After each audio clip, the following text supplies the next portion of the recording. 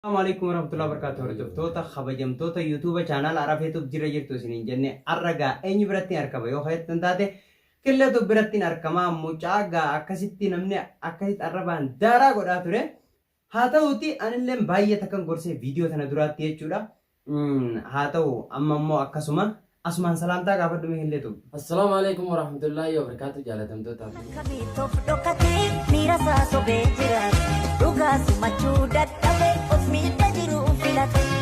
dan nujidu jira sabun nubasu debi anis sinega nuwalif nu merapi kanam beki dan sinje jaran tan enyu berat tergam dekin kaisa wana no namne ono arabe berat tinarga kanaraga gorso isa garte arabe bi asma namne YouTube channel arabe retin arkamaji YouTube channel arabe retin argama aran tan kanara namne dunile je jura gorso am chana je jitu tani kanara namni ga takkarra lama namni takka eegasi gorse dhaabbatun dirqama sirriin har'a jiru kanarra si qofa osoo hin ta'in nama hedduutu natti dhufe jechuudha nagaafateenallee gorsanii akkasitti kuno arraan tana mee waan arrafeen jiru walumaanuu isarraa baay'ee ani dhugaa dubbachuudhaan hordoftoonni keenyallee baay'ee takka galatoomaadhaan isin jaa mucaa saahiba keetii san gorsii jechuu keessanii baay'ee takka galatoomaadhaa taankis jechuu barbaadeeti itti aansuudhaan immoo obboleessa isaatiin illee ولت أرارمني جرا الحمد لله رب العالمين أنا جارلاتين اللي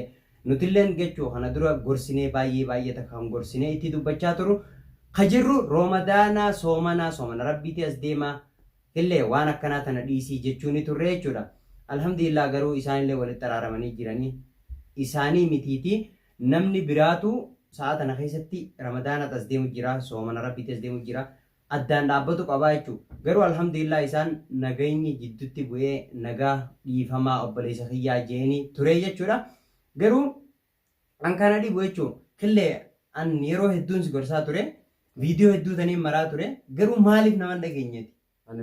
An garuu hoggansan keessatti wallaahi tan namni naan jiru sun tanumaan itti jiru sanii nan mul'ata dhugaa na gaafate. Ta itti jiru duba akka ifi yaaddeet osoo hin ta'in akka namni siin je'uttis dhaga'uu qabda beekadhu yeroo takka ta'ifiitiin deeman yoommoo ta'ifiisan nama baasuu diddee yookaan immoo tanamaatiin deeman. Tanamaatiin deemu jechuun yaada dabalataa namarraa fudhattee jechuudha. Namni kun hamtuurraa dhoorku jiraa jettee xiqqishollee xiinxaltee yaaddooti. Sayirraa amma dhugaadhaatillee geessaan adda waltee na dubbiftee waan kana sirree miti dhaabbadhu naan jettee na dubbiftee jirta. Kanarraa mee namni kun waan kana yaanee akkana naan jiru kun tokkorras lamarraa sadii heddummaatu iyyeetiin dhiisee jechuudha. Garuu maaliif bilbilallee neelaan kaaftu gizee hedduun si bilbila.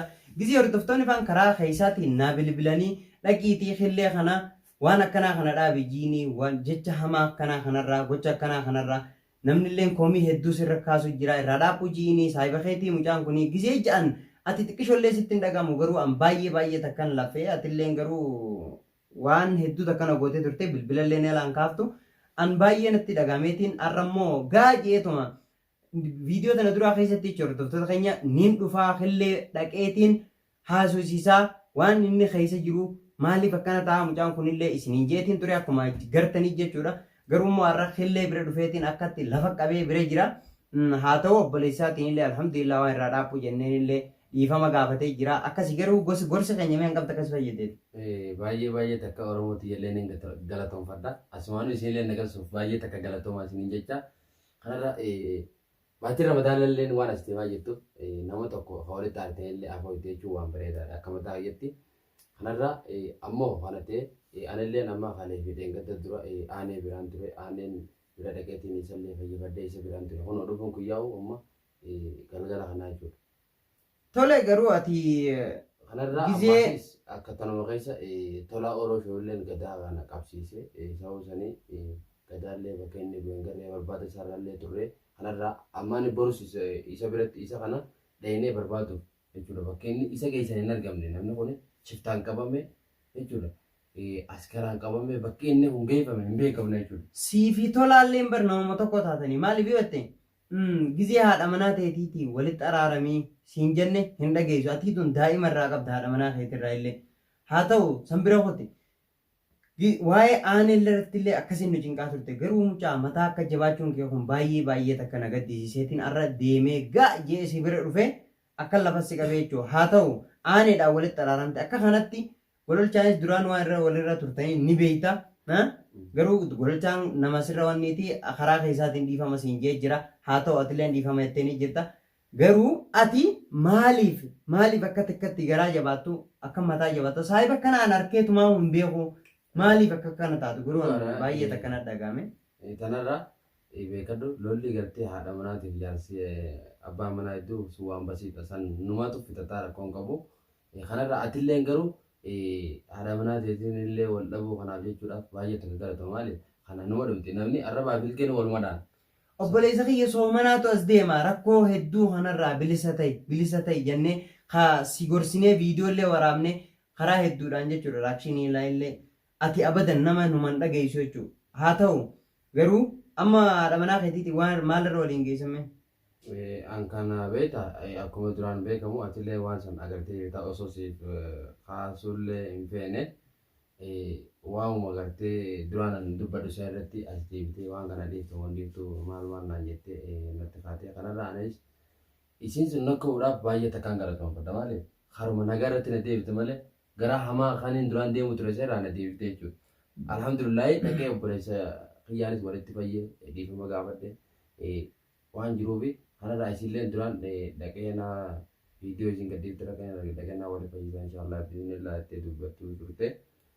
Kanarraa garuu an osoon isaan hin baratin sababa gartee waan jiru gadaalleen qabamu irratti aanillee nuti dawwalee akkana waan akkanaa na mudate hojjetu naan jee teenya garuu tateenyaa suuta isaan fixannaati amma gartee inni kun nama nu bira dhaabbatee gaafa nan dhukkubullee na bira dhaabbatee asiin nagee mucaa kana bakka inni jiru nagarre hojjetu naan jee na waamee jechuudha achiin dhaqee isa kanallee bakka jiru hin nagarre inshaallah yoo rabbi jeegaa barbaadarra jira. Kanaaf jechuudha hordoftoota keenya gadaan illee amma bakka inni bu'e argamee hin jiru inshaallah biiznillah ni mul'ata ni baafna miti ni baafna haa ta'uti garuu hilleen faan illee viidiyoo tana dura isin gadhiisan isaa fi aanee walitti xaraaramuun baay'ee gammannee jirra achumaan gara gadaan illee jechuudha gadaa wallahi nama baay'ee takka gaariiti nama aanee irratti baay'ee takka laffa'ee jiru jechuudha haa ta'uti garuu immoo ani khillee wannin arraa wajjin haasa'u dhufe rakkoo dila kanarraa yoo bilisa taate hoo maali magaalaa guutuu maaliif akka fixaarsita maaliif namni akkasi arrabsu ta'u goota karaa keessaatiin karaa bilbilaniillee akkasi dubbatan gizee bilbilan nama ilaa hin kaaftu maaliif hammeenya kun dila kun deemaa jira jeetiin khillee bira dhufe jechuudha kanaaf jechuudha khillee ati waan akkanaa kana dhiisi soomanaas deemaa gara mana keessaatiinis haadha manaa keetiitiin fixadhaadhaan isiniin jaa gara nagaatti deebisaadha jechuun barbaadeetiin jiran maaliif yoo taate asii aaneellee viidiyoo tana dura gadhiiftan keessatti dhugaadha walitti araaramtanii jirtan akka balleessiteef inni beektaa miti. Gaaniin beeka maaliif garuu namni dogoggorree jiru sanbadiiti yoo ta'u murtee isaan beekadhu namni tokko balleessee badii balleesseetiin jira jechuudha hordoftoota keenya yoo je'e dhuguma badii san jalaa bahii jettee manguddoon haa ta'uuti dhugumaati balleesseetiin jiratte garuu immoo badiin teetuun takkaa lamaa miti hatta hanqa mana keessatti deemu jirti jechuudha ta'aanee fixxee jirta firraa gabaabsitee jirta garuu immoo gurbaa kanaan dhaabbu ji'iinii warri jettanis baay'ee karaa keessaa hin dawwaltanii jechuudha baay'ee takka galatoomaadhaan isiniin jaa arrammoo huno isinilleen nu bira jira rakkoo dila kana waan irra xoofu jiruufillee haasofsuufi jira haasawutti jira jechuudha haa ta'uuti garuu namni tokko nageenya kan barbaadu nageenyi akka itti dhufu nagaan kun baay'ee bareedaadha baay'ee mi'aadha garuu rakkoon namarra dhuftee karaa uleetiin karaa miidhaatiin namni si miidhuuf yoo kayaadu ta'e rama garuu rorroo karaa saniin firaa dhorkuu dandeessi garuu ifi immoo kararraa daddabdee jinnii qarran nan darbeen ji'inii akkasanii ifi immoo kararraa hin daddabin obboleessa fayyi. karaa sirrii deemee soomanaadhas deema dubbii teeta mana keessaa illee fixiin siin jaa garuu ta'aanee fixuudhaaf baay'ee takkan gammadee viidiyoo salaalee jechuun illeen alhamdulillah obboleessaa walitti xaraaramuun ramadaana rabbiitiin hordoftoota keenya jechuudha soomana rabbiitii as deema alhamdulillah inshaallah rabbiin ittiin nu haa ga'u isiniin jaa asumaanuu jechuudha rabbiif galanni haa ga'u soomanni kun jechuun waan guddaadha milkii kariskii nuuf haa godhu hafayyaa rabbi nu haa godhu isiniin jenna asumaan nutti aansuudhaan jechuudha khilleettiin isin dabarsaa khillee mee yaada maalii qabda soomanaafoo mee maali yoo dilii tana dura dalagaa turtee akkamitti araarfachuu dandeessa akkamitti mee istighfaara godhuu dandeessa. Sanunda dhugaa na gaafatte nama natti balleessuun dalageetiin dhiifama naa godhaa jeeni. Eenyu dhiifama gaafatte eenyu dhiiftamee tan kana dhibe. Ani moo eenyu dhiifama gaafatte. Kan danda'u na dhageessa dura haadha mana kiyyarraa kaasetiin dhiifama gaafata asuma deebi'eetuma ramadaana kana keessatti nama hunda dhiifama naaf godhaa jeeni Oromoo sos deebe Oromoo tiyya waan inni isin balleessa dhiifama naaf godhaadhaa.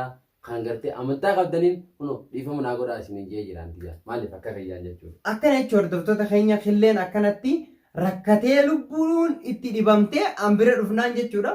Akkanatti dhiifama gaafatu jira jechuudha. Haa ta'u garuu dhiifama karaa guutuudhaan killee karaa guutuudhaan sirritti nama hunda araarsuu yoo dandeessu taate araarsi. An akka nama tokkotti akka hiriyaa tokkotti inni siidhaamu jechuudha. Dhugaa osoo waan afaanii qabdu kanarra hordoftoota Arafeetu meemma duba dhiifamaa jee kanarra ol ka'ee yeroo isiniif ifirarraasu laalaa ifirarraasin jenne ammallee Oromoon ifirarraasiin hin jettu jechuudha. Hordoftoonni keenya ifirarraasiin hin jedhu garuu badii akkanaarraa dhaabbadhu ilmi namaa aadaa qabaa uumaa qabaa safuu qabaa jechuudhaaf anamma ogguu akkasitti namni yaada hedduu sirratti kannee jiru jechuudha. Baay'ee takkan gadde yoomiin bira dhaqaa haala dalagaatii fi jireenya biyya namaa kanaa wajjin naaf hin danda'amne baay'een jechuu ture jechuudha. Haa ta'uutii garuu ati immoo waan kana irraa dhaabbachuutti hin jirtu. Ittuma deemuu jirtu. Hogguu tokko lolchaa fitte badii biraa seente hogguu ta'anii araarfatte ammallee haadha manaatii si tafe maalii haja'amuu rakkoo dila kana asirratti oofu jiru. Kanarraas amma dhugaa na gaafattame nama kana beekadhu akkana jechuullee numan taane kanarraa kana hunda jechuudha. Wanni kun hundi kanumarraa ka'e yoo mana keessallee dubbanne waamuma gartee kanarraa ka'e kanarraa garuu hunda amma dubbatuun fedhu kanarraa eegaan dhiifama jee dhiifama Oromootii yaanis jee as deebi'ee gara rabbiitiin illee afoo itti waliin jennee jira. Kanarraa wanni biraan hafte jee hiyyaatu kamataa fayyatti. Garuu dhugaadha namni tokko dhiifama yennaan badii jalaa bahee jettii manguddooni haa ta'uti akkuma reefu dubbanne jechuudha. Garuu ati badii gurguddaa akkanaa kanarraa of qusadhuun siin jaa saahiba kiyya biyya namaa jirra namni si miidhuu danda'a. Karaa kanaan namni si miidhuu danda'a. Hiriyoonni keetilleen hedduutu si rifataa si mufataa. Garuu immoo yoo ati irraa dhaabbatte jechuufiin anilleen si gorsuu dhufee atilleen gorsa keenya dhaga'uuf baay'ee takka galatoomin siin jaa. Viidiyoo tana dura gadhiiftan Hamzii Uduu wajjin illee baay'ee takka si gorsee jira mucaasa illee baay'ee takka haa galatoomu siin jaa. Haa ta'uti ati immoo waan akkanaa kanarraa lubbuu teetiif namni si gorsaa ooluu osoo hin taane lubbuu teetiin irraa dhaabbattee waan akkanaa kana godhuu hin qabu wanni akkanaa kun narraa hin barbaachisu hamtuu akkanaa kana hin godhuu jettee lubbuu teetti himu qabda malee ilmi namaa tokko sitti himaa ooluun hin barbaachisu jechuudha. Gorsiilleen gorsi beekadhu yoo baay'ate rakkoo uumaa deeme malee waa takka waan si godhu qabu yoo abbaan itti himee firraa dhaabe jechuu malee maaliif yoo ta'e namni tokko maal isa akkana naan jechaa oolanuu jechuu dandeessa kan namni si gorsu jiru jechuudha. Beekamaadha garuu amma osoo gorsi kun si qofan ta'een akkuma beekamu yookaan kaanitti yookaan hundi seenaa namni jedhamullee akkuma kee kanatti dhufee gorsi. Chaanaala isaaniitti illee viidiyoo waraabdaniiti gadhiisu turan chaanaala hundee seenaa irratti jechuudha. Mucaan isaa illee baay'ee takka si gorsee namni dillu kun nama dila kanaa chaawwatte dhaabbachuu qabda beekadhu namarraa. Waanummaan nama wallaahi dhugaa dubbanne kanarraa nama kana abboon fedhe taanaan sillee haa ta'u namni hedduun akkana keessaan dhufanii naggeessisanii akkana wanna kun sirraan fakkaatu dhaabbadhu naan jennaan wallaahi akkasumatti hin dhaabbadde nama bakka jiru dhiifama gaafadhe jechuudha akka mataa qayyatti. Dhiifama gaafannaan hordoftootaa fi hawaasa dila kana dhiifama gaafatte hin jedhamu beekadhu namni tokko nama muufachiise jechuun nama tokko dhiifama akkanaa khalaas gara araaramatti deebiftee nama hunda gaafachuudhaan siin jaa akka fayyatti garuu immoo barreessitee karaa barreeffamaatiinis karaa bilbilaatiinis karaa kallattii hundaan jechuudha nama kana araarsuun teetiin siin jaa jechuudha obboleessa fayyan akka nama tokkotti soomana ramadaana rabbii guddaatu alhamdulillah baga rabbiin itti nuungee ramadaanaatu as deema waan jedhamuufin hedduu takka sirraayin aaree jiraanilleeni hordoftoonnilleen dhaqiitii xillee bira dhaqiitii gorsii mucaan kun saahiba keetii jechuu turtanii haa ta'uti baay'ee takka isaallee naa galatoomani yaada kana yaaduufillee isaan baay'ee takka galatooman isin jaa hordoftoota arafeetuuf walaa waan biraa isiniin hin jiru bakka jirtanitti naga isinitti haa ta'u naaf jiraadhaan isin jaa Oromootiiyya.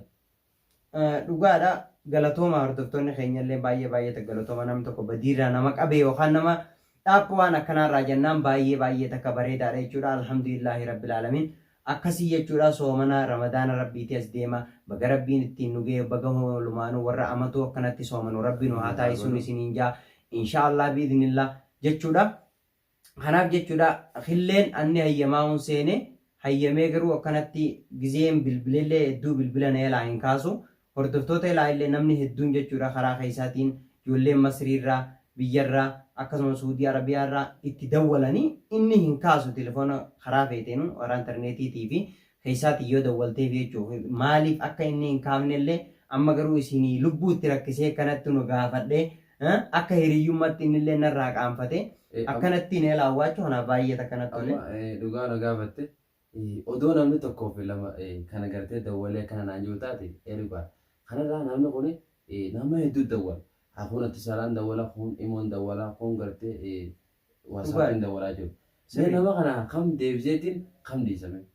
Dhugaadha garuu dubbiin teetillee sirriidha garuu kana hundaa akkasii fide baduma teeti beekadhu namni silaa badii takkallee qabaachuu baatte badii takkallee silaa qabaachuu baatte beekadhu waa isaanis akkasii bilbilanii wanni isin godhanii atiis garuu badii kanarraa dhaabbattee takkaan firraa nama araarsitee soomana as deemaa obboleessa kiyya akkasiin sin jaachuun akka nama tokkotti inshaallah dhiifama nama kana hunda gaafadhuuti nama firraa araarsi namni hedduutu isin muufataa obboleessa kiyya namni akka aaree muka ibiddarraa hin darbu jirjira dila kanaas akka dhiiftu jechuudha haadha manaa keetiis akka araarsu asumaanis hidhaama kanaaf jechuudha hordoftoota keenya killee nuno akkana jaa akkanatti dubbachuu jira jechuudha kanaaf viidiyoon irraa qabanne kana fakkaata hamma viidiyoo biraa qabannee isinitti dhufnutti nagaan nu turaa isiniin jaaladha subscribe like share godhuudhaan nu bira dhaabbadhaa isiniin jenna viidiyoo biraa haaraa akka qabannee isinii dhufnutti viidiyoolee adda addaallee baay'ee takka komantii ala kannetanii warri jirtanillee baay'ee takka galatoomaa warri illee araarsaa jirtanillee galatoomaa thank you